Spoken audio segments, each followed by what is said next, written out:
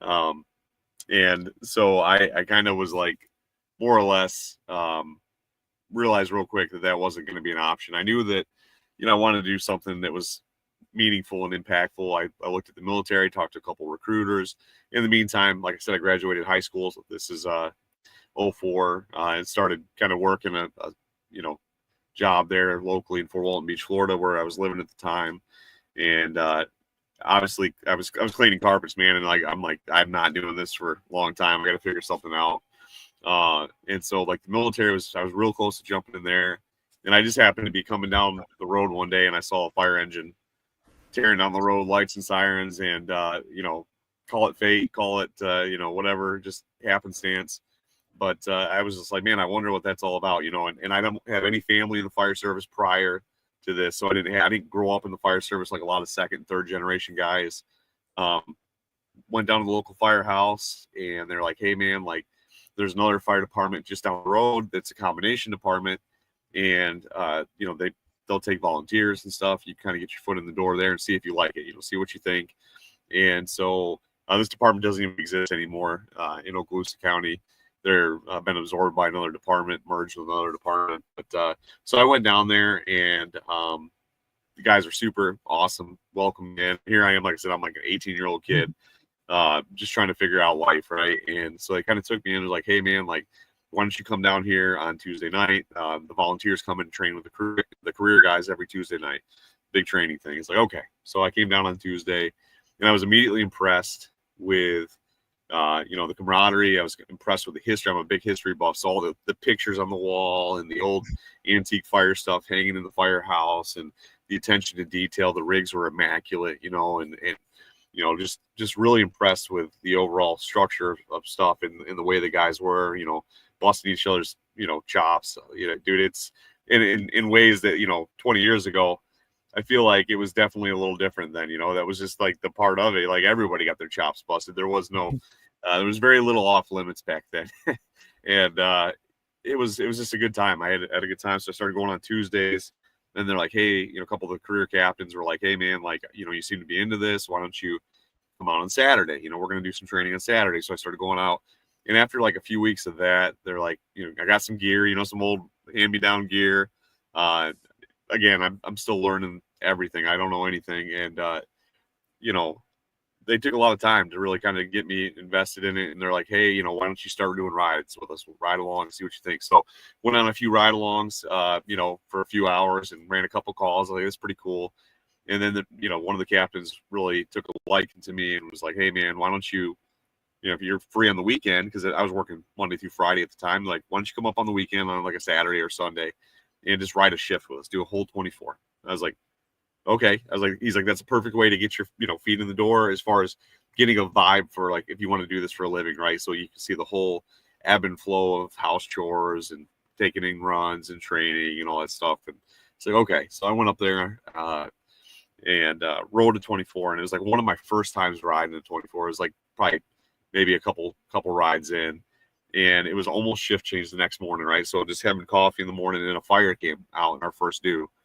And so I had never been to a fire other than our shed burning down and almost kept burning our house down when I was a kid. That's a whole nother backstory, but that's the only interaction I had with fires or, the fire department prior to this. And so I went and rode with them. We went to that fire. It was the first due fire, and we pulled up in the things just rolling, fire blowing out the alpha side, multiple windows, like, getting after it. Good first due fire. They're stretching, I helped get the hydrant and everything. I couldn't really do much because I wasn't certified at the time. And, but I was just blown away and impressed with the communication and just all the different moving pieces coming together to make it a success. And so like, I was hooked. That was it for me. Like, that was like, okay, I got to do this for a living. So I started inquiring. Well, back then there was only 2 fire academies in that area. And one was an hour away, one was an hour and a half, the opposite direction. And so I put in for both of them, and I was like, I got to figure this out. And so the department was like, look, we'll help you get in the academy, whatever, see what we can do. So I got in the academy, and keep in mind, like I said, I'm 18 years old. I've been on as a volunteer for a couple months at this point. I got accepted into the fire academy there in Panama City. at Gulf Coast down there in Florida, and started going through fire academy. And I was a little over halfway through academy. I had my fire one and you know, first responder and all that stuff. And they had a vacancy on the career side of the fire department, and a couple of the guys were like, you should put in, like, you know, because back then you could get hired, you just had to get your standards within a year, and that's kind of the way it was. So I was like, you know, you really think I got a shot? They're like, just put it in, you never know, right? So I put in and ended up getting the job. So I'm not even finished with fire academy, and I've got a career job, which is you know, my entry to the fire service. But yeah, to make a long story short, you know, that's what kind of got me into it. I was looking for some direction in life, man, and like I knew I wanted to do something that was that gave back. Like that's where my heart was. I wanted to do something that was meaningful and wasn't just punching the clock. That wasn't really something that suited me, doing a you know, 8 to 5 Monday through Friday.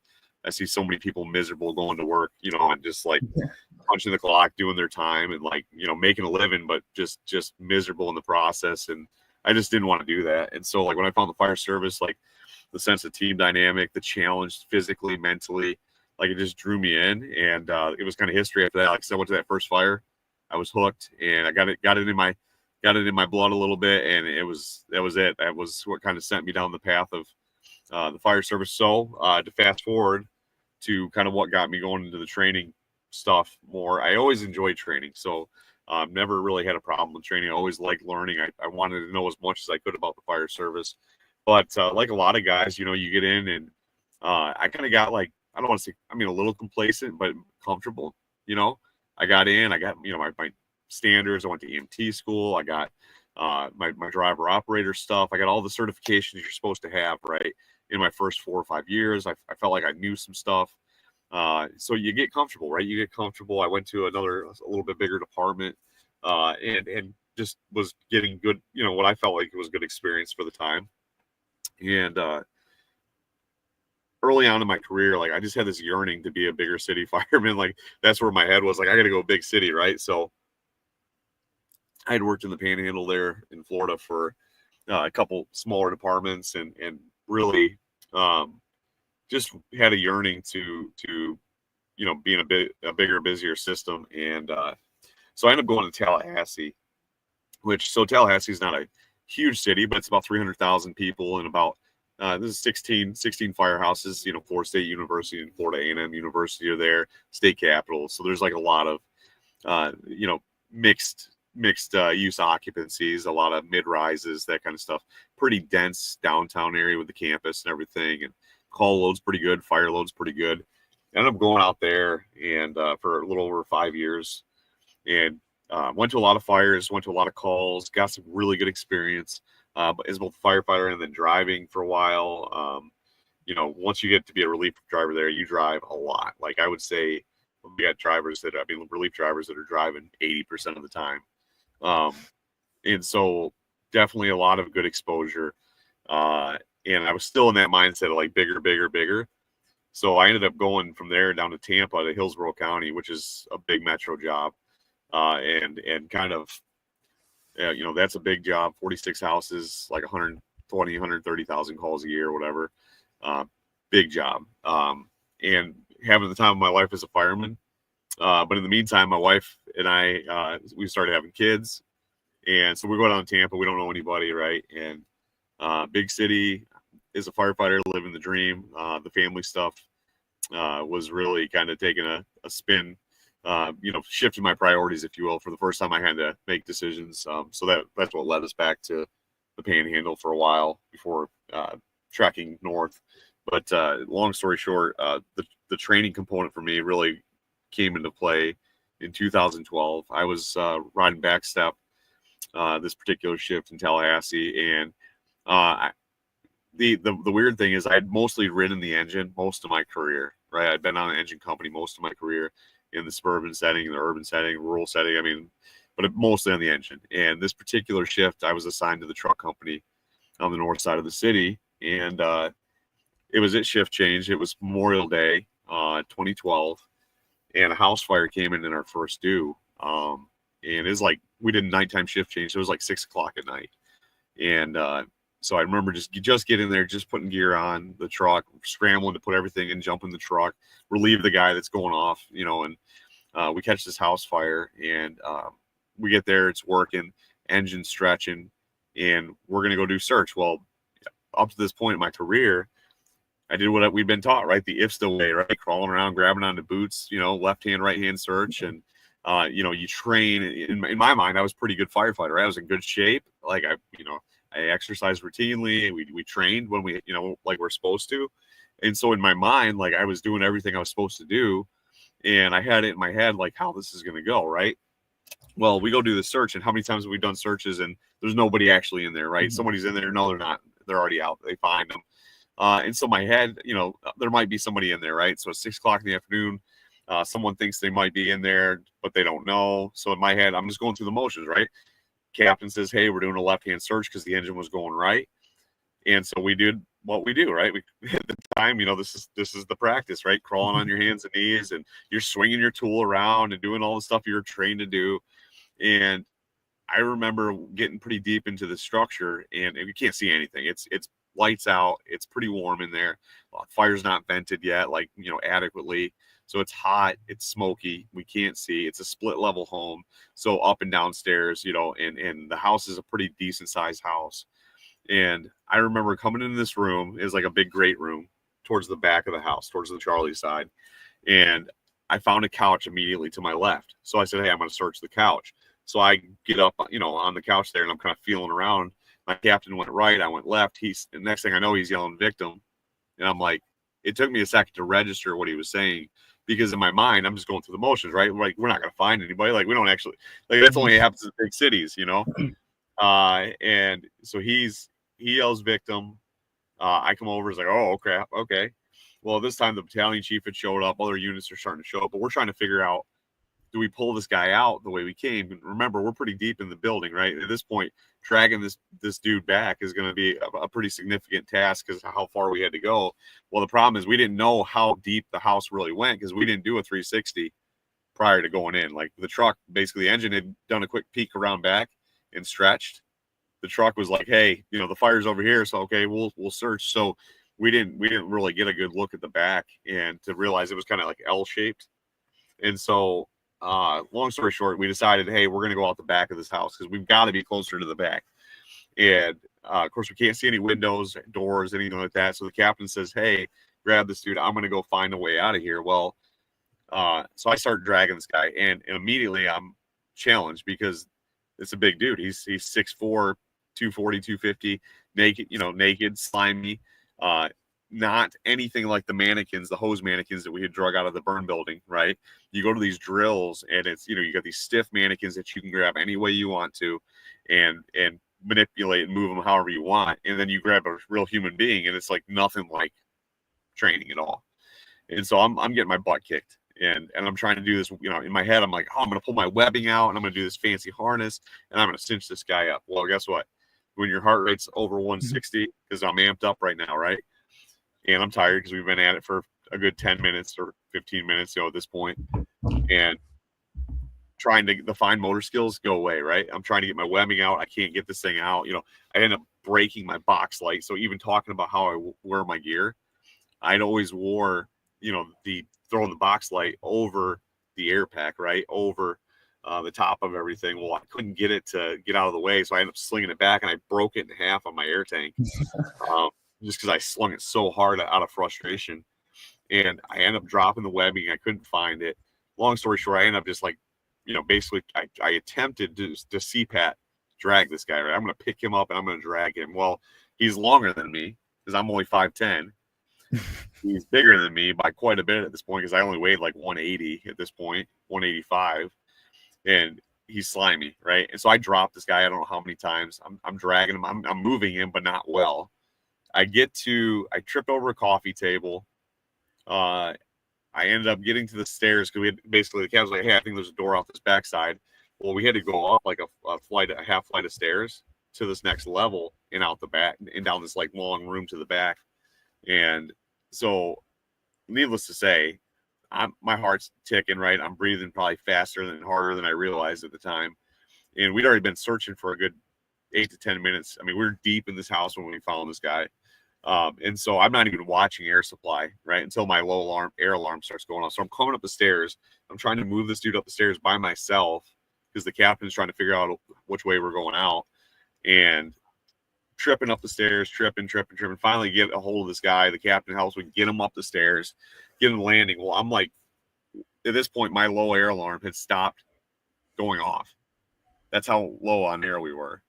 And he's already called for backup to meet us at the Charlie side, right? Engines got, calling, they got, knocked down. They're trying to check for extension, right? We're yelling for ventilation. We need ventilation because we can't see anything. Well, we get to the very back, and finally, the captain had crawled ahead and basically knocked the door open in the back. And I could just see a little bit of light at the very back, like if I got on the floor. So we're trying to drag this guy. And I'm telling him, hey, I'm low on air. And he's like, yeah, me too. We're about to run out of air.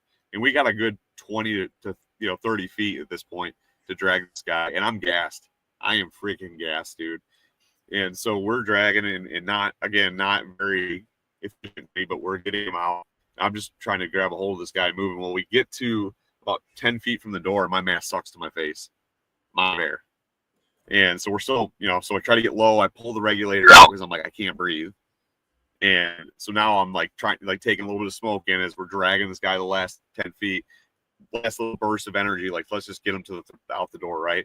We get him to the Charlie side, another engine company to come around and receive the patient.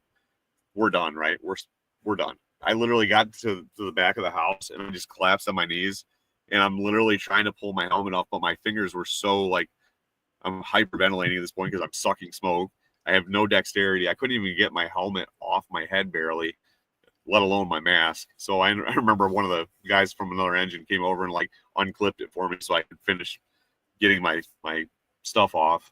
And I sat there for probably 10 minutes with my cabin just what the hell just happened, right? And just sitting there in, I guess part of it was relief that we got the guy out, but the other part of it was I just remember sitting there man, that was harder than anything I had prepared for to that point, right? That was the hardest thing I've ever done. And so we got done, and they ended up getting this guy back, tubed him, flew him, all this stuff, right? The cool part is the guy survived, and we got to go to his birthday party the next year, which was super cool. But I remember sitting on the bumper drinking water when I finally collected myself, and guys coming up and patting us on the back and being like, hey, you did a really good job, blah, blah, blah. You guys saved that guy. And I should have felt good, but instead I felt like crap because I was like, man, I feel like that dude survived not because of us, but because in spite of us, you know what I'm saying? I felt like my training had let me down to that point because we get in such emotion of crawling through these burn buildings in these clean, sterile environments, essentially with no furniture, no clutter, right? With stiff mannequins that aren't anything. And this is before any of the big search push came out, right? Nobody was talking about dirty drags. It wasn't sexy. It wasn't you know what I'm saying? No, this was really just the beginning of the push for the search culture, right? So, there were some guys talking about it, right? It was still out there, but it wasn't to the extent that it is now. And so I just remember sitting on the bumper going, man, I feel like our training did not prepare us for that, right? We never trained with real people. We had never gone over actual body mechanics for dirty drags. We had, never gone over training in environments where real clutter, real furniture, upstairs, downstairs, that kind of stuff, very little, right? And when we did, it was in a burn building where we knew the layout. We had handrails, right? We have all these leverage points. And that wasn't the environment that we actually operated in. And so it spawned this desire. And I know I'm kind of rambling here a little bit, just I want to get the context, man. It spawned this desire to learn. And I realized my training that I'm getting at my department maybe wasn't where it should have been, right? And I realized, and no knock against them, I get it. Limited staff, training division trying to train all these guys, right? And what are we using? We're using the IFSTA and the Jones and Bartlett and the literature at the time. That's what was being used to preach the training drills and to put things together. And it just wasn't what was needed. And so I remember like I was pretty frustrated, but I was like, I got to find some more training, right? So I started looking. I found a couple seminars, and then I remember a guy asking me like, "Hey, man, I heard of this conference up in Georgia called MAFC," and he's like, "You should go." And I was like, "All right, well, how much is it? Whatever." And it's super affordable, man. I was like, back then I think it was like I think I paid like $70 plus gas and the place to stay, and for a whole like weekend of training. And um, a couple of us went up there, and I remember going to this thing. This is back in the early days, so it wasn't as big as it is now. But like, I just remember like there was hundreds of firefighters there. Nobody was getting, nobody was. Everybody wanted to be there. Everybody wanted to train. Everybody wanted to put in work. Nobody was complaining about having to train on a weekend or extra hours or whatever. A lot of guys were paying their own way to be there, and I just remember like listening to these guys talk about search culture and about just fundamental firemanship, right? And I just remember like, man, this is what I've needed. This is what I've been looking for, right? And so like I was hooked, dude. I went to that MAFC that first year, and then I couldn't get enough. So then I started going. Like, I found out like Orlando Fire Conference existed. I went there. All these things started popping up where I was like, man, like I got to go to as much training as possible. And I got in, and I realized there's other people just like me that are frustrated with the status quo, that are frustrated with, maybe the way the state curriculums are written and the way the stuff's done. The minimum standards are just that, right? They're minimum standards. And so many people accept that as like the baseline of where we should operate. And so I just started like digging in, man. And like, I got hooked and realized immediately, like there's others out there that are looking for that information. And so, started networking with those guys, started going to a lot of training as much as I could afford every year, man, like multiple conferences and seminars, and started, reading Fire Engineering, Firehouse Magazine. It wasn't really podcasting back then, right? It was mostly literature and conferences and stuff, but man, just soaking in as much as I could, and really starting to put in the reps back at my own firehouse, right? So I'd go out and I had to, out there and start doing search drills or throwing ladders or masking up or, doing hose stretches. I had a little hose thing I made and just doing hose stretches, had a couple assignments where I had a forcible entry door available, putting in reps, forcing doors, and like that kind of stuff just became a staple of like, hey, if I want to be a good fireman, I've got to put in the reps, and like, just like any other professional. Right. And I remember, listening to Mike Dugan and Mike Galliano, like this is years ago, talking, about the culture in the firehouse and like, the best cultures. One of the big things they always talked about was like, take the job serious, but have a good time. Right. And like, so that was my mantra. I was like, I want to have a blast doing this stuff, but I'm going to, I want to hone my craft, get in there and put in the reps. And, over time I started to grow and learn and get some different experiences. So that translated to, fast forward to me going back to the Panhandle in 2017, and I'm making the big circle here to give you the big picture. Ended up back in the Panhandle as the lateral entry as a driver, and for a department I previously worked for in Navarre there. And basically, long story short, I got there and was asked to help revamp the driver program. And because the chief knew I was really into that stuff. Like, I've always been a kind of an engine, like pump nerd, like, engine company operations, strategies, tactics, and like pump ops. So like, that's my wheelhouse of what I really am passionate about. I mean, I love a lot of other stuff too, but man, like, I feel like that's really been the nutshell of where I've spent most of my career. So I just kind of focused on a lot of that stuff. So I got asked to help one of the lieutenants to revamp the driver program and roll out this new program. And we had really good success with it. A lot of other departments like, hey, what are you guys doing? Like, we've seen some positive results, right? And people asking about it. And so I had a mentor of mine who was teaching a apparatus and hydraulics class. And so he kind of knew I was into that stuff. He was like, hey, man, I got to have, some medical stuff going on here. I need someone to teach this class to basically sub for me because I can't teach right now. And I've already committed to these dates.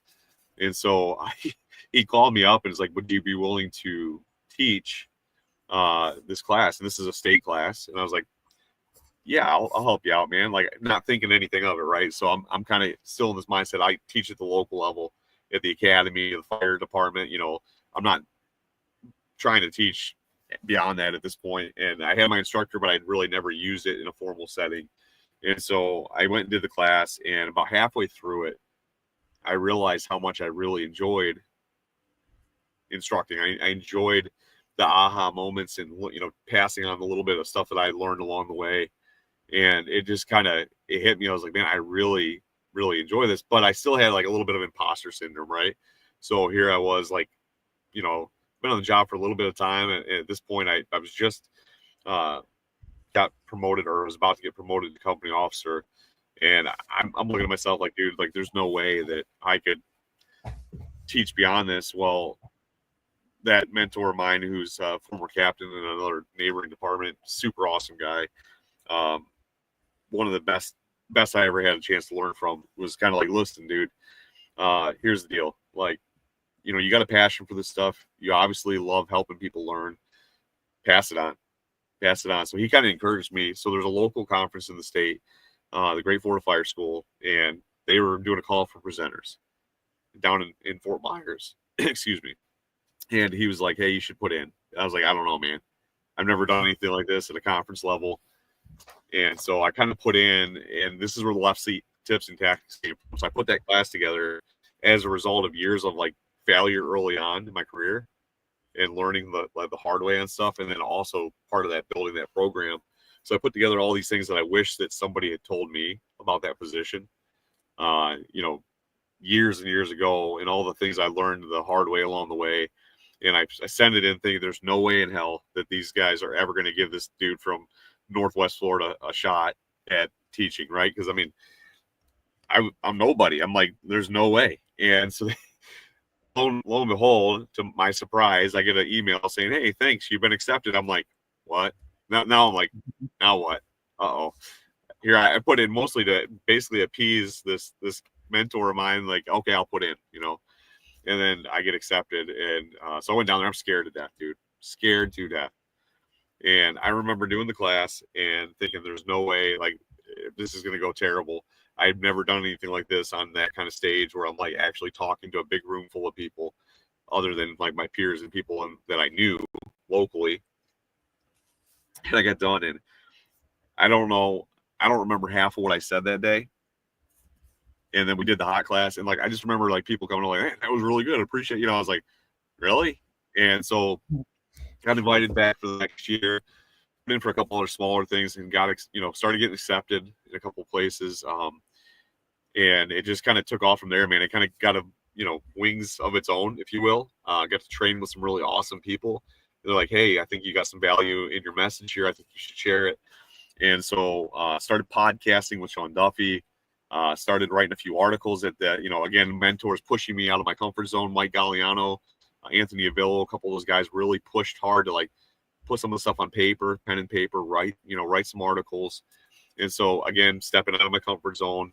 And that's kind of what pushed me down the road of teaching, is really not anything that 10 years ago I would have told you you're nuts. 10 years ago I would have been like, absolutely not. Like, I just want to be a good fireman.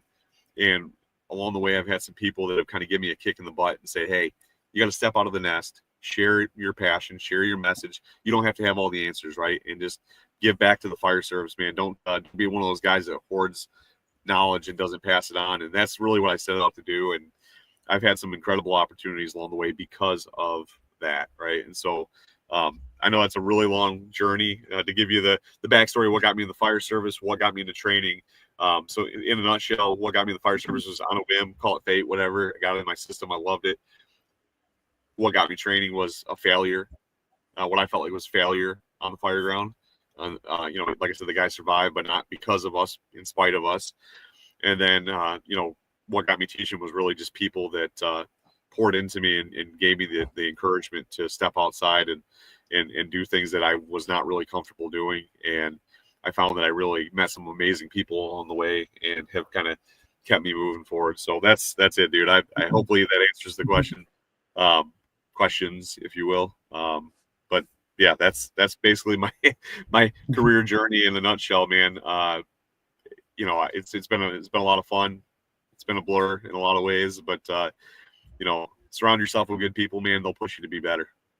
Yeah, absolutely. Thank you for going so in depth with that. Usually, like, even outside of this, but outside of the podcast, when I talk to people, it's like a short little answer. So thanks for going that in depth.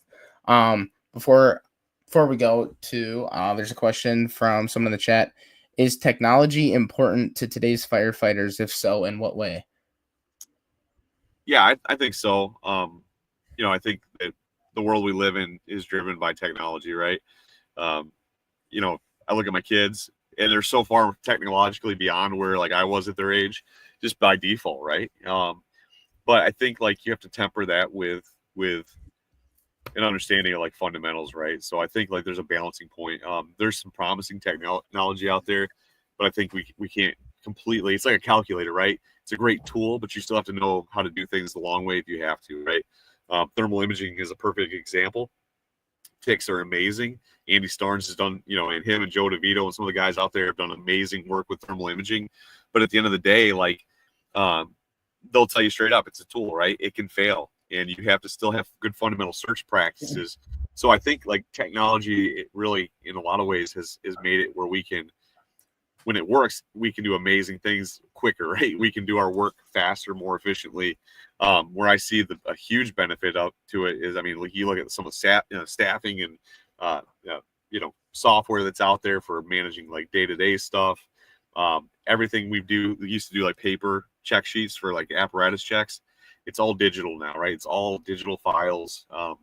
It makes it more streamlined. Communication is easier than ever. Like podcasting, webinars. Like we can do training now at the Firehouse Kitchen Table. We can pull up, a podcast, a webinar, or whatever. Like we can stream it. Like I can literally pull my phone up right now and like stream to the TV at the firehouse, or whatever, or at the computer or whatever, and pull something up and show people stuff. And I think it's definitely got a place, and it's not going away. I just think it's a matter of tempering it with good fundamental practices and is not getting so caught up in the newest thing that we forget the basics of what make us effective. And I think that's really, so it's a yin and a yang, right? We have to temper it with an understanding that it can and will fail at some point, and just kind of, sometimes it takes a while for the technology to catch up to where it's more foolproof, or stuff like works more effectively, but yes, it has to have a place now. We can't do without it, I don't think, anymore. I mean, just by default, I think the world's so connected that we'd be remiss if we dismiss it altogether. Yeah, for sure. Another question, too, but I kind of want to tie this into what you kind of talked about. The question is, what would you tell the young firefighter? What would you tell young firefighters? I'll just reword it a little way. Go back to the call where you made that grab, and you feel you don't not necessarily feel like you failed, but that you maybe weren't prepared. What do you wish someone told you in that moment? And maybe this can be just a general question too, but like to the young guy who's new, that feels like they just were given a shot and they failed. Like what would you go back and tell yourself? I think looking back, I think have a little grace with yourself, especially if you're newer. Understand you're gonna make mistakes. You're not gonna always perform. This illusion that, even for guys that are high performers, listen, you're gonna have times where you don't perform to your best. Like this idea that you're gonna be 100% all the time is just not true. So you gotta have a little bit of grace, but also, continue to hold the high standard, right? Don't be afraid to push. Don't be afraid to train. But do it with a little grace, right? So understand, like, you go back to the table, and say, hey, I could have done better here, here, and here. But don't get so focused on the negatives that you miss the positives too, right? Don't beat yourself up to the point where you get in your own head, right? So I liken it to sports, right? You ever watch, like, you watch a pitcher, right? Someone gets a really good hit off them, and all of a sudden it gets in their psyche, right? And they start falling, unraveling. And now the great pitchers, right? What do? Right? They can shake it off, right? Quarterbacks, the same thing. All of a sudden they throw a pick, and for whatever reason, some quarterbacks, like, it spirals, right? They throw one interception, they're going to throw two, right? I think we have to have a little grace with ourselves and take it one snap at a time, right? One pitch at a time, one play at a time, and understand that every call you run, you may crush this call, right? Let's say you look like a stud on this fire. The next fire, you may look like a dud, right? You may not have anything go your way. Understand, like rents do every day, right? Every single day, every call is a proving change, you know, and you're only as good as your last call, right? You're only as good as your last fire. And so, you know, it doesn't matter how good you did last week if you don't perform this week. You know what I'm saying? Like, so I think like the mindset has to be, there has to be a little grace there, especially when you're newer and starting out. Like, you're not going to be, you know, in our minds, we're Superman, right? We think we can do everything all the time. And the reality of it is, even the best in the business have learned the hard way that you're going to fail sometimes. You're going to, you know, not measure up to your best all the time. Now, here's the deal.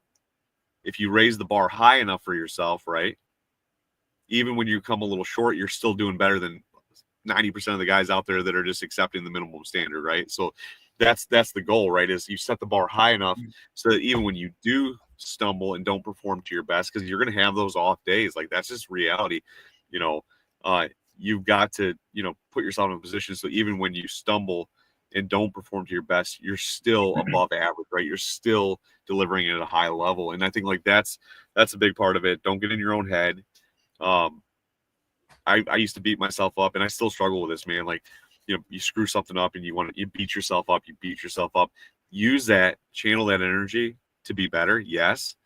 But don't get so caught up in your own psyche that you continue to like unravel and make worse mistakes because you're just so frustrated. And I don't know if you've experienced this yet in your career where maybe you're out doing a drill and you get doing something and you're struggling with it. And like one thing leads to another, you start getting tired, right? And then the struggles get worse, or you get so like wrapped up in not screwing up. You're so focused on not screwing up that you continue to screw up and get more frustrated. And like you'll have that senior member, if they're paying attention, what are they going to do? Hey, dude, all right, I want you to take a break. Let's get this next day. Let's get this tomorrow, right? Why? What are they trying to do? Give you time to cool down, get out of your own head, take a deep breath, eat some food, take a shower. We'll come back to it, right? You're not going to be this master firefighter in overnight. And so, you know, I don't beat yourself up, but also hold yourself to a high standard. I know that sounds like a double standard, but it really isn't. It's just simply, you know, applying yourself to be better, you know, every day, but also understanding that Rome wasn't built in a night. You know, you look at guys that are rock stars on the roof or searching or stuff like that. Those guys didn't just go in the first time they did a search drill and look like studs. They didn't go in and cut a hole in a roof the first time and look like absolute, you know, rock stars on the roof, right? That's built over time, and it's constant attention. It's that 1% better every day mindset. If you just take and add a little bit to it every single day, you know, that's the way you got to look at the job. And remember, I mean, it's a long career, right? It's a long job. If you do this thing for 25, 30 years, you know, you're playing the long game. And what I realized is a lot of guys get really wound up tight and ended up like burning out, right? They end up getting almost to the point where they go so hard because they think they're going to be like, you know, the best there ever was overnight. And like what ends up happening is they have no balance whatsoever. And I was there. I've been that guy where there's no balance, and you end up just frustrating yourself and alienating people around you because you're just so gung ho and like pushing people back. Because like, if you're not willing to do this and you suck, then get out of my way. Like, that's not the answer either. So I think like younger me, if I could go back, I would say, hey, you're going to have those moments where you don't perform to your best. Use that as fuel to be better, but stay humble, stay realistic, and be willing to, you know, accept responsibility humbly, but at the same time, you know, forgive yourself when you fall short. And the way you fix that is just getting back on the drill ground, and whatever you screwed up and you need to work on, you go back and put the sets and reps in. You know, I mean, how many shots did Michael Jordan miss in his career? People don't talk about that, right? They talk about his wins, but he also had some losses. He had a lot of missed shots. You know, it's the same thing. You know, you go back and say, okay, I really need to work on this technique, whether it's throwing a ladder, masking up, whatever. Go work on it, and work on it quietly. Just keep putting in the work, because I promise if you put in the work, the results will show themselves on the field, if that makes sense. Yeah. I mean, this is something that everything you just said is kind of something I need to start telling myself. Like you and I were talking about this before, is we had this fire Saturday, and it's like, you know, my first time, it's like, hey, stretch the line, do this. And I wore myself out so fast that it was like, I'm just beyond tired. And I like I said, I kind of feel like I not only failed myself, but when, talking to some of the older guys on my department, and they're like, well, I mean, there's some fires that you get to that they're just not savable. Like the building is not savable. By the time you get there, when someone reports it, like the fire was, like there's just sometimes no matter what we do that we can't always win. So I think, like you said, channeling that, but not letting that, make things worse for you. Another question. It's the first day for a new guy on your crew. When he arrives for a 24, how do you, as a senior man or boss, receive them? And what do you prioritize for their first day at the station? So I can tell you that here's a couple things. They're nervous, right? It's their first 24. The worst thing that we could do is just, I don't want to alienate them, right? I don't want, there's some people, they're the new guy, treat them like crap, whatever, go clean the toilet, Proby, shut up and sit in the corner. Personally, I like the approach of like, I want to get to know them. I got to get to know this person. I need to know what makes them tick. I need to know who they are. And I know that takes time, but sitting them down on the bumper for a few minutes with a cup of coffee, introducing yourself or welcome them to the table. Hey, welcome to the team.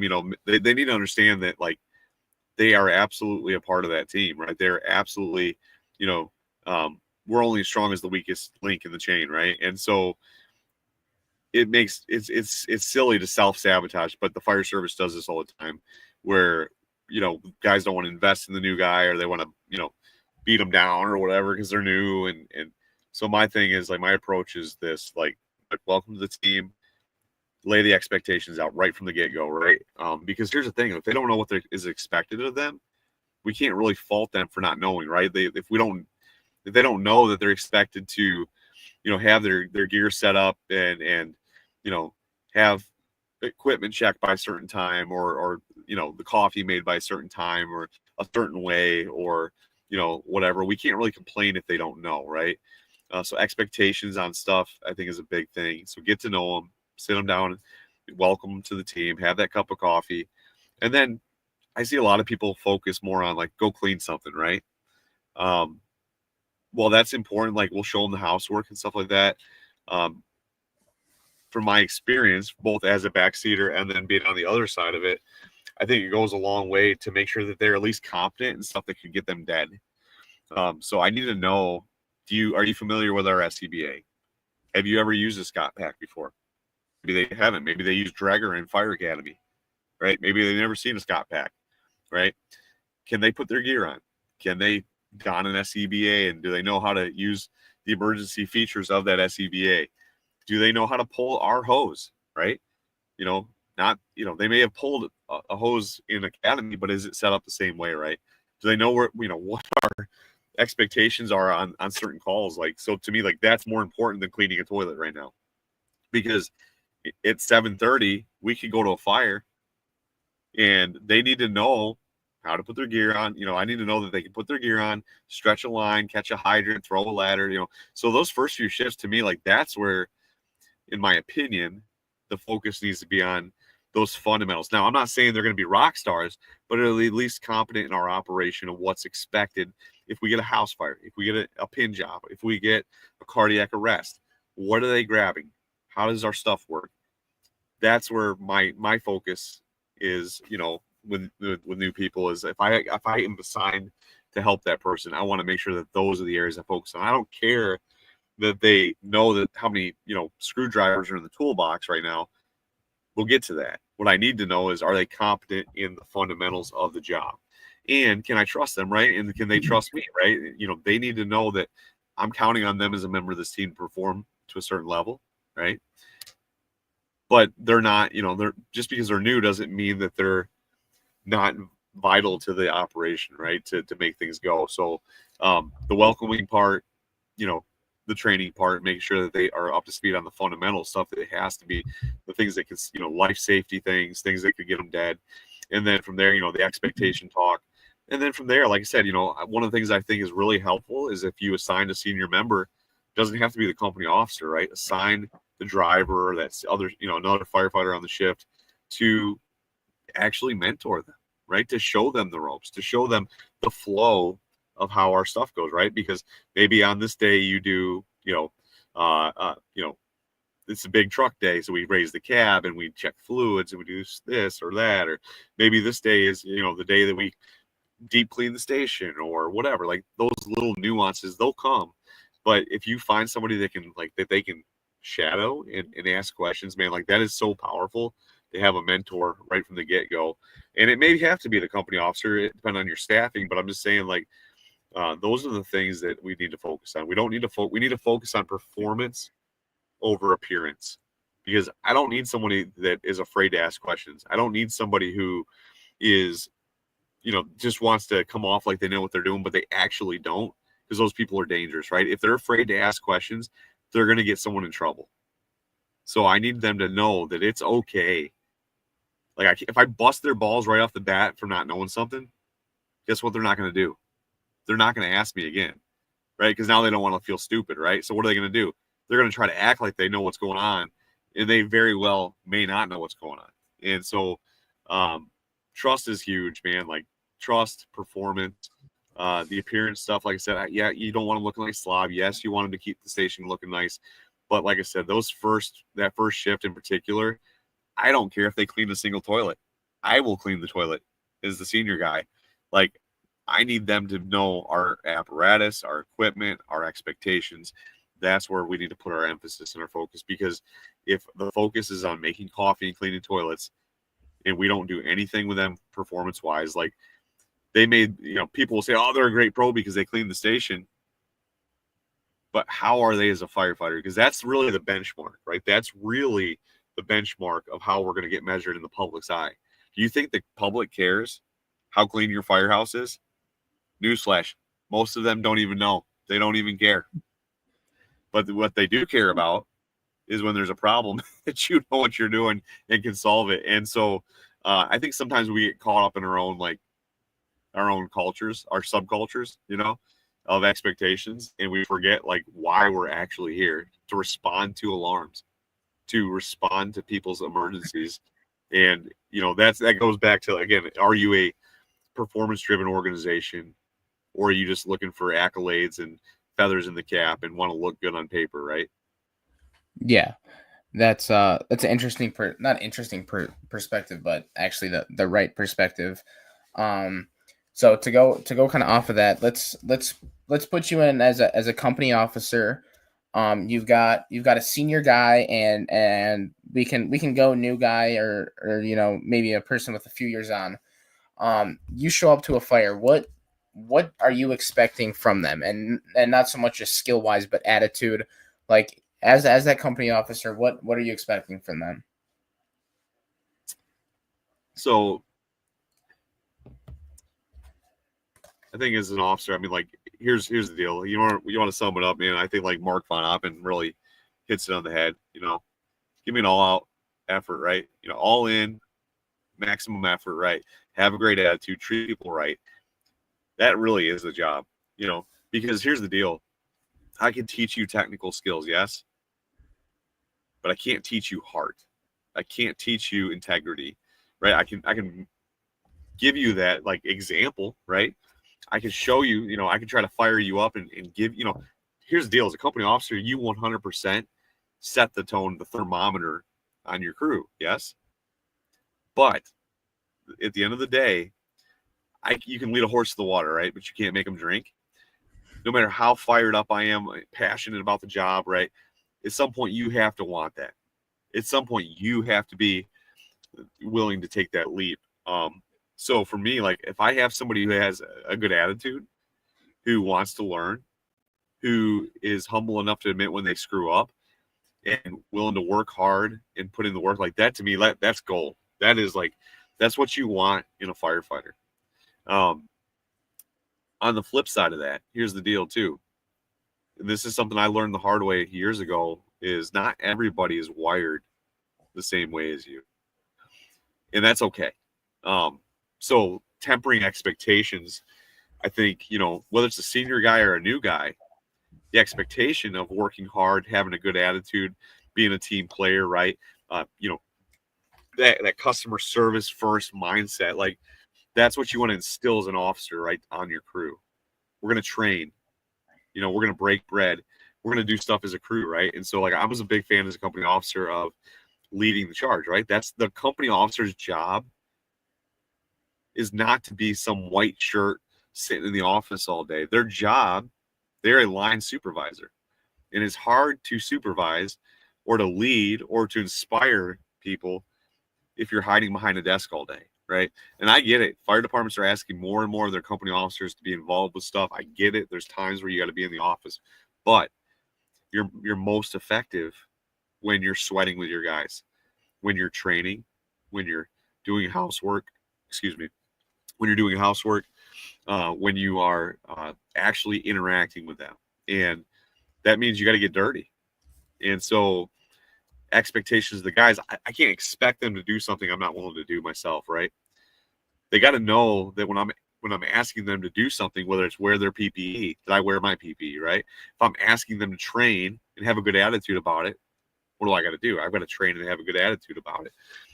If I'm asking them to go the extra mile, I have to mirror that. But I also have to have some realistic expectations, like how much backing am I going to get from my supervisors, right? Whether it's a battalion chief, assistant chief, the fire chief, or whatever. There are certain lines that, like, for me personally, I've always been a guy get to work at least 20 to 30 minutes early. Like, that's a courtesy, right? You show up the firehouse a little early. If it's a volunteer setting, don't come in on two wheels to every training, right? Show up early, find out what's going on, right? But if, I tell XYZ firefighter that you need to be here 30 minutes early, and the policy says shift changes at 7, and I tell them they got to be there at 6:30, but they're not getting paid. Understand that's a cultural ask, right? At the end of the day, if they want to push the issue and the chief's like, yeah, no, we're not going to back that up, like, your hands are somewhat tied. So they, I guess my point is this, right? You have to lead by example, mirror that, what, the behavior that you want to see, but understand, like, expectations have to be tempered with reality. You can't expect everybody to go to every conference, right? Or, be into the job as much as you are. And all I've ever asked, I think the biggest thing you got to look at is, can you be into the job when you're here? When you're on shift, whether it's in the career, volunteer combination, whatever, when you're in the firehouse, will you be present now? Will you give me an all-out effort here? Now, if they don't want to go to the training conference next week, I can't force them to do that, right? That's something I would like to see. But I think, we got to understand that we can still have good employees, good firefighters that are solid, that maybe aren't quite as, I say ate up with it as some of us that are really into it, right? And that's okay. And that was a hard pill for me to swallow, because in my mind, I'm like, I want hard chargers. I want people that are into the job. I want people that are giving their all. And what I found is, like, there are people that come to work and they will work hard and have a great attitude and love being a firefighter and do all that stuff. But when they check out, they're not the guy that's going to go to the socials. They're not going to go to the fire conferences. Maybe they'll read an article here and there, listen to a podcast here and there, but they're not going to be the guy that's leading the charge in that, right? But that doesn't mean that they're bad firefighters, right? And I think, like, that's probably the learning to have some grace in perspective as an officer is huge. But understand, you absolutely can't expect those people to show up and give their all when they're at work. When you're at the firehouse on duty in that uniform on that rig, I need you here now. I need you to train. Give me a little bit, train with me every shift. Give me maximum effort. Treat people decently, right? Don't be a douchebag. And, when you're here, don't half-ass it. Don't go halfway. Give me everything you got. And, if you don't want to do extra beyond that, that's fine. But here's the standard. Here's the bar. This is what I expect at an operational level. This is what I need. So I guess hopefully that answers the question, man. Like, I think it's a balancing act, right? The company officers have to set the thermometer, but they also have to be realistic on what they can actually demand their people to do. If you want to see real change, you got to convince people to do things because they want to do it, not because you want them to do it. And so it starts with that connection. It starts with that relationship. And that means getting out of the office, mingling with your people, sweating with them in drills, in cleaning and training and interacting with them. And then expecting the same from them, right? When they're in the firehouse, when they're in that fire truck or in that station, This is the expectation, and here's why. That's how you win. That's when it comes to culture, man. Nothing happens fast. Nothing. Like, it is little bit of little deposits every single day. And as a company officer with a new guy or senior guy, it doesn't matter. The approach has to be tailored to their situation, right? Because if I treat the senior guy like the guy that just walked in the door, they're probably going to feel insulted, right? Because, like, I know this, yeah, Cap, I know that. With those type of people, I feel like with new people, you want to mentor. With senior people, you want to empower and enable them, right? That's the whole goal, is to give them some skin in the game to invest into that new guy. Yeah, that's something I see often too, is the officer that and not my department, but is the officer telling like, hey, you do this and you do that, but then they're not following up with it, and they're not training in gear, they're not doing that kind of stuff. So I mean, having that guy is definitely important. So let's go into some engine ops. Like, let's keep it focused towards like a new driver, and they're yeah, I mean, they're coming to their first fire. Let's just go into that, because I know that, like you said, that's kind of your wheelhouse. So I know you could talk for days about that stuff. Yeah.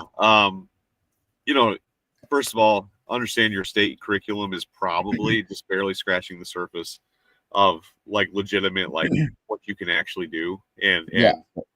the only way to truly succeed, in my opinion, is you've got to go out and do stuff beyond just the basics, right? You've got to stretch it, find out, like, how stuff works, open panels, pull levers, look at things, how do things work? And that takes a lot of time. It takes a lot of time to go out there and find out, really push your equipment to the limit to see what it can do, right? How much water can I move? How do I address the situation? I'm a huge fan of, like, doing walkthroughs of, like, okay, if I have this call, how do I address this? How do I, handle this emergency, right? If there's a call here, we have a fire here, where's my closest water supply? How much will it give me? How much can I move? But here's the other part of it too. On a day-to-day basis, you've got to really look at it too from a standpoint of, how do I be a force multiplier, right? A lot of people look at driving is like, lever pullers, hang out at the pump panel, boring, whatever. In the systems I've worked in, historically, the drivers have been a big part of the operation, because they had to be, right? We didn't have the staffing just to sit back and have a driver convention. I call it the driver convention, when the, like, 5 or 6 rigs are on scene and all the drivers are out there just watching what's going on. Like, to me, like, that's not the luxury that most departments have, specifically, limited staffing, career and volunteer departments. Like, that's just not real life. So the drivers getting involved in the game, so to speak, are huge. Like, where I'm at now, like, our drivers are expected to don their PPE, and including their air packs in the early stages, because they may have to go to work, right? They may have to make a grab, they may have to throw ladders, right? We expect those drivers to be force multipliers. We want people that are throwing ladders, softening the building, right? Getting a second line on the ground, getting water supply established, being forward thinking. So I always tell people the 2 things that you got to remember, like, drivers that are really, really good know their stuff inside and out. And what are they doing? They're constantly anticipating needs and facilitating those needs, right? It's this constant loop of looking 2 to 3 steps ahead on what needs to happen, and then just taking care of it, right? Getting stuff done. I don't need someone to hold my hand and tell me to pull a second line if it's a working fire. I don't need someone to tell me to get water supply. I don't need someone to tell me to throw ground ladders if it's a 2-story residence, right? I don't need somebody to tell me that, hey, we probably are going to need some bottles to change out bottles, or if it's an attic fire, we're going to need hooks to the front door, attic ladder, whatever. If I know ventilation is coming, like I said, can I get this stuff out? Get the ladders out, get the hooks out, get the saw out, right? Those are all things that if I can anticipate those needs and facilitate them, I'm going to be an absolute wrecking ball on the fire ground. That was my goal as a driver, always has been, is like, I want to be a one-man wrecking crew. When I show up, I'm the dude that's making everything else go. You know what I'm saying? The glue that's holding it together as a driver, getting people water, getting people tools, help soften up the building, killing utilities. A lot of times our drivers are used as outside vent because we don't have the staffing, right? So the driver, especially the second due driver, they may have to go, be outside vent because that's all they have for staffing, right? So being able to anticipate, facilitate, and then troubleshooting, right? Take the time as a driver to figure out when things go bad at the pump panel, and they will. How are you going to address those things, right? I see this all the time, man. We travel and we teach this, that left seat tips and tactics class, not just the lecture, but like the hands-on. We're actually going to be in Pennsylvania at Jimmy Ellis doing the hands-on portion of that program in a couple weeks. And, we do the hands-on, and it blows my mind how many departments don't build in troubleshooting to the pump operations part of the game, right? So we do all this like RIT, Mayday training and stuff like that when things go bad on the fire ground, right? And it's awesome, right? Awesome training from bailout training to survival techniques, breathing techniques, box breathing, all this different stuff, and lunar and all this stuff we want to throw out there and clutter our minds with. But we do very little of that with the driver seat position, right? We don't do a lot of like, hey, when this happens, and this is going to happen, like you're going to have problems on the intake side of the pump with the pump or the mechanical side of it or the discharge side. Those are the three areas as a pump operator that you're going to have issues, right? We don't tell people what to do, or maybe we just glossed over it, right? We don't drill on that all the time. Like when you have a clog line or a kink or a burst or, a failure of the pump or whatever, like we don't really talk about that a lot. And so that's one thing I would encourage new drivers is go out there. There's drills you could do to simulate those failure points and actually make them work through it. Go through the motions of, going from tank water to booster backup to, hydrant water or getting a draft, right? Doing a relay, challenge yourself, make yourself work, and then build in failures on purpose during training so that people can learn how to overcome them in training, so that when it happens on the fire ground, we're not sitting ducks going, I've never seen this before. What do I do? Right. So we need critical thinkers, man. We don't need robots. We need people that can actually, and if you think about it, the driver position is one of the few positions where there's a little bit of autonomy, right? Everything is in pairs on the fire ground, whether it's search, fire attack, ventilation. We typically have teams of two, right? But the drivers out there by themselves, man, they're not calling to phone a friend or calling the boss who's inside fighting fire with the firefighter, like, hey, bro, what do I do? Right? You can't phone a friend. You just got to figure it out. And so for me, man, like that's where, in my opinion, we've got to get better about, drilling for function on everything we do, man. Like build in troubleshooting, build in making people have to be dynamic and think. Working drivers are force multipliers, and that's where, like, I want to challenge myself. So when I do pump drills, we'll do some basic stuff, but go out and run a scenario where you're having to charge multiple lines, throw ladders, get a second line on the ground, get water supply established, get your heart rate up, think under pressure, have guys yelling that we got a victim on the Charlie side that you got to go receive, right? Have guys yelling we need to bail, throw a ladder, right? Those are the type of things that get our juices flowing and make us have to be dynamic. And that's what, to me, if you want to be a really great driver, that's what you got to put the work in it, is being a working driver, knowing the ins and outs of what makes your pump tick, and knowing the behind what's going on. Because let me tell you, if you understand pump, the not just the theory, but the practicality of how things actually work, you can make stuff work in a pinch, dude. There's so many things that you could do to overcome stuff. We had a scenario down in Florida where we were drafting and they didn't have the proper gaskets in their hard sleeve, so that there was air getting in, right? We're losing the prime. What do you do? I guess we can't draft. No, go get me a roll of saran wrap. Wrapped up the connection with saran wrap a few times. Pull prime, no problem, right? Those are the little nuggets, the little things that you learn. It's creative, right? It's not something that you just naturally, that it's not taught in the state curriculum, but those little nuggets of like, hey, using a rangefinder to actually get accurate setback distances from the street to the water supply to the structure, right? Those little things that you can do, to carry, to make your job better. Those are the things that I would encourage new drivers to. And don't let the scene get beyond you, right? Think about it. It's water in and water out, right? No matter how many lines you put on the ground, at the end of the day, it's water in, water out. Do I have enough water? Where do I get more water from, right? At the end of the day, you can only give what you have. You can't give water you don't have. And so when it comes to that, guys get so overwhelmed when they see all these lines on the ground. But at the end of the day, remember that Andy Succedato says it beautiful, right? You build the octopus one tentacle at a time. Those lines didn't all come off at the same time, right? They all came off staggered different times, right? All you're doing is building the octopus, man, one tentacle at a time. Yeah, I got two things. The first is I hadn't, and growing up in this, not really understanding the working driver part. So it's always, as I remember, it was like, okay, the driver, the guys are gonna do this, and then the driver will sit out there with his jacket off, and do that. So what first opened in my eyes was Arthur Ashley's the non-traditional truck company, and hearing him talk about, hey, when I'm the company officer and my driver's going to be going around in the back, he's going to be throwing a ladder, he'll be VESing, like he's going to be doing all this stuff.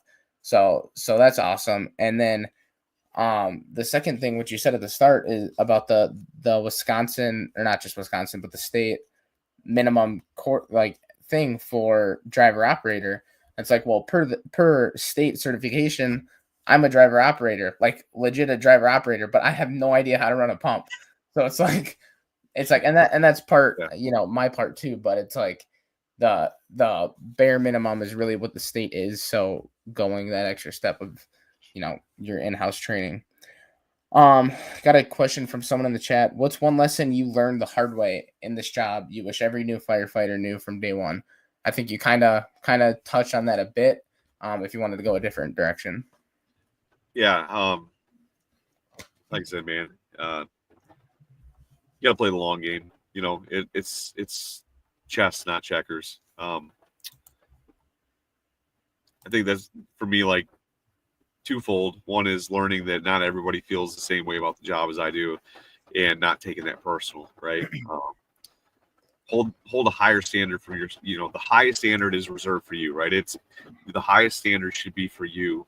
And you can't get butthurt when people don't feel the same way, or when people attack you. Here's the thing, like, people are going to attack you when you step out of the comfort zone, right? Outside the bubble, and do things that are maybe a little different than what they are accustomed to, right? And so, don't take the job serious, but don't take yourself serious. You know what I'm saying? Like, you got to be able to laugh at yourself, have a little grace with people, and understand that you're playing the long game here. At the end of the day, like, control what you can control inside your bubble.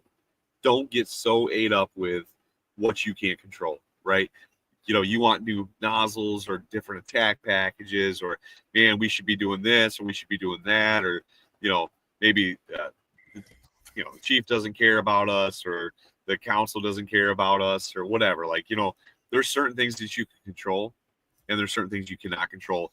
And I've lost over the years. I've been way more stressed and spun up and lost sleep and honestly, like, burned bridges over stuff like that over the the course of time that really cost me mental health and peace at times for stuff I couldn't even control. You know what I'm saying? And so if I could go back in time for younger me, and it's like, hey, man, like, have a little grace with yourself, have a little grace with others, hold a high standard for yourself, right? Try to raise the bar collectively, but understand that takes time. It takes time. It takes a lot of work. And you got to be able to laugh at yourself, have a good time. Like, it goes by fast, dude. 20 years, I look back, I'm like, man, like, it has gone by fast. And I've like I said, I've made tremendous friends. I've had a really, really been blessed to have some amazing people in my corner. But there's people that, I look back that I probably have alienated because I sent it a little too hard, right? I didn't understand that whole 10 pounds of pressure 100% of the time. Sometimes you don't need a wrecking ball. Sometimes you need that precision, right? You need the surgeon, not the linebacker approach.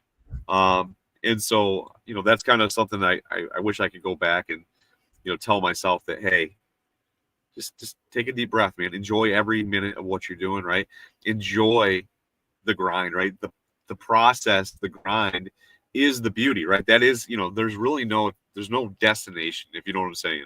There's no real destination. It's what, what am I doing every day, right? What am I bringing to the table that make it a little bit better? You come in the firehouse, stuff that frustrates you. Okay, ask yourself this: can I change it? And if the answer is no, then let it go, right? what can you control? I tell my kids this, right? So I coached my daughter's softball team last year or this past summer, or spring, I guess. And one of the things I told the girls, like, look, I want you to have a good time, have fun, right? Work hard. But there's two things that you can control, and only two things truly that you can control: your effort and your attitude. And that's it. Like at the end of the day, I can't control anybody else. I can't make you have a good attitude. I can't make you love the job. I can't make you go the extra mile. I can't do anything but control myself. If I'm the company officer, maybe I have a little more influence on that standard of what I can expect. But let's be honest, right? Like even company officers are can only do so much, right? There has to be a certain amount of like support from the top systemically if you want to have that sweeping culture change to do that. But the thing is, like Aaron Field says, water boils from the bottom, man. And if I just am trying to get a little bit better every day, and I'm not a dick, and I just try to care about people and like just like I said, work on what I can control, which is my effort, my attitude, give everything I got to be the best I can be, and hopefully in the process of time, people are going to notice that, and people are going to say, hey man, like, can you show me that? Show me that ladder flip. Show me that mask up, technique. Show me that. Hey, you were talking about that pump stuff, man. Like, hey, yeah, can you go over that with me? Can we talk about this, right? Those are those opportunities to plant those seeds. Those are those opportunities to water them and watch them grow. And at the end of the day, man, you're playing the long game. You may have a conversation with somebody, and it may take years for it to come full circle. You know what I'm saying? For them to come around to it. But I've had people that I've talked to years prior. We had good conversation, and like 2-3 years down the road, they come to me and say, man, you were right. Yeah, you know what? I'm kind of come around to it. Even people that I thought were staunch like enemies and adversaries, I've had people like come full circle and say, man, you're all right. Like I was wrong about you, but you know what it takes to get to that point? Eating some humble pie, working on yourself, sometimes in the shadows, right? Quietly grinding in the gym, on the drill ground, and just like have fun, enjoy the ride because it goes by fast. Take yourself out of the equation from the standpoint of like, don't let your ego get in the way of progress. That's probably I guess the best way to sum that up. Yeah, I mean that's perfectly said. I do want to kind of keep these episodes right around an hour. Dude, that flew by. We will. Well, I have like a list of questions here, and I mean I've scratched 3 of them off. So, we'll definitely have to get you back here in the future. But thank you for taking the time. I know, like you said, you're in the middle of your move and stuff. Thanks for taking the time. And I mean, yeah, keep doing what you're doing, and I hope to see you sometime, meet up again, man. Yeah, absolutely, bro. Like I said, I'm truly honored to come on the show. I know I'm a bit of a rambler sometimes, so I get a little depth on a couple things, but yeah, thanks for having me on, man. Yeah. I really had a good time, and I'm sure we'll cross paths in the near future. Yeah, absolutely. If anybody wants to reach out, ask you anything, how can they do that? Yeah, they can just email me at nickpeppard1, so Nick Peppard, the number 1, at gmail.com, or you can text me. My phone number is 850-374-2296. Just shoot me a message, say, hey, I got a question or I want to chat or whatever. I'm usually pretty accessible. I mean, unless I'm, at work running calls or doing stuff, I try to stay up to speed with stuff. But, if you send me a message, I promise I will reply. So otherwise, I'm on social media. If you want to hit me up on Messenger, Facebook, Instagram, X, Twitter, whatever you want to call it. I don't get on Twitter nearly as much, but Facebook and Instagram, I'm pretty good about responding. So any of those platforms are good too. So yeah, if you got stuff, send it. Perfect. All right. Well, thanks everyone for listening. The Spotify will be posted tomorrow, and then YouTube will be on probably later tonight. But Nick, thanks again, and hope everyone has a good night. All right, man. Take care, brother.